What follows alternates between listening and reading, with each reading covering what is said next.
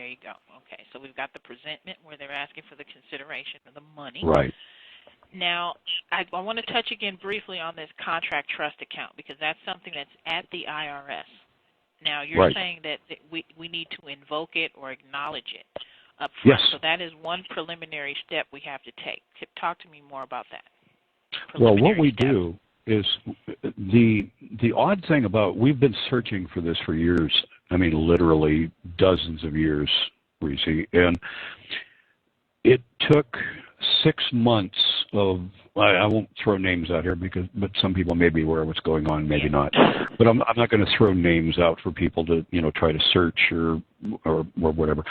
But there were dozens of us that have been researching this for years and years and years, and there was one individual who got so focused and apparently had a lot of time on his hands, spent 8 months chasing code after code after code after code. The code that applies to our ability to utilize what we call the WFIT, which is a widely held fixed investment trust, so everybody knows. WHFIT, yeah. Right. That's widely held in fixed investment trust. Is what the Social Security Administration and the IRS call it, their definition. The code is the only section of code in Title 26 that's written exactly backwards from all of the other code entries. You cannot find it. If I gave you a reference to it right now and told you what they were, you would not find them. You would go into Bureau of Alcohol, Tobacco, and Firearms and find a page that talks about liquor stamps and illegal stills and penalties and so on and so forth. It's written exactly backwards from all of the other codes. It's a very short section, very concise, very clear. So you have to go to actually where it's held in the building. You got to go physically where it's at to find it? Yeah, I have a link to it. I'm going to give you all of this later so you can disseminate it through your email contacts. But I will give you tons of things probably over the next few days. So this widely held fixed investment trust is connected to the A4V process? Yes, it's in a very indirect way. The A4V does not directly address the Cestacue Trust, other than we annotate our paperwork in such and such a way. Being your birth certificate, social ID. Right, and even the foreign situs trust, that being the birth certificate with the DTC, we don't even address that for the A4V. We really don't need to. And to tell you the truth, to utilize the A4V because of House Joint Resolution 192 and because of Public Law 7310, or public policy as we call it now, because we have no laws. I'll explain that in a moment. Public policy, yeah. Public Policy 7310 and the provision as written in the older version of 31 U.S.C. 5118 D2. No demandant for money can specify a particular species of money he wishes to be paid in. They can't say Federal Reserve notes. They cannot specify Federal Reserve notes.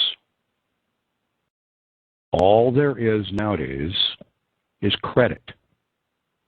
Okay, so that's key, folks. Let's really focus in on that. One of the crucial fundamental reasons that this process exists and that it works is because we have no lawful legal money in circulation. Exactly. All we have is credit. Yes. So this is a remedy to the citizens, to the real flesh and blood people who the gold was confiscated from, I'm going to strike out and say. So it's for both illegally, if I might add. Real man. Oh, yeah, quite illegally. It was actually voluntary, but people thought it was mandatory. Some people did, some people didn't. But you didn't hear about the ones who didn't, of course. No. But no, they have names like Rockefeller and yeah, Rothschild. Yes. Yeah, the purse carriers for the Vatican. Yeah, we know. Right. The people that actually own the country. Yeah, the secret government, if you will, shadow government people. Well, that's what they are. Yeah.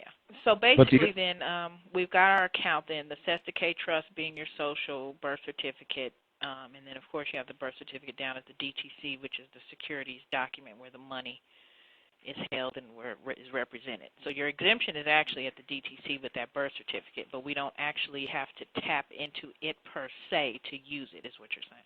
No, it interfaces with a SESTQ trust, actually. It's a separate trust all by itself.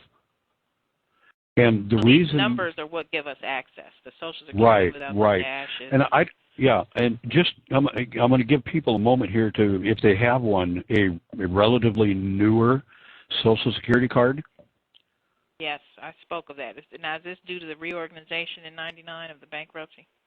Well, it's no. I want people to look at the back of their Social Security card and see if they have a red 8-digit number prefaced by an alpha character. Yeah, I just got a new one. That's what mine looks like. That is the private exemption account, or the private exemption number, which we very seldom use anymore. I'm not going to go into that. I thought it was a bond number. It is not only a bond, but you will find that number on Federal Reserve notes. I knew it. I told people that. I knew it, Ralph. I knew it. I figured that one out. I was like, you know what? This is the digits on the money they print, because it only makes sense. That's right. Yeah. If we're the full faith and credit, and the government's giving bonds to the Fed to print the dollars, bam, there's your money, your number's right there. That's right. It's our number. So the basically, odd thing about this is you can get 3 Social Security cards a year. 10 for life. 10 for life. Every number on the newer cards, the exemption number on the back, will be different on every card.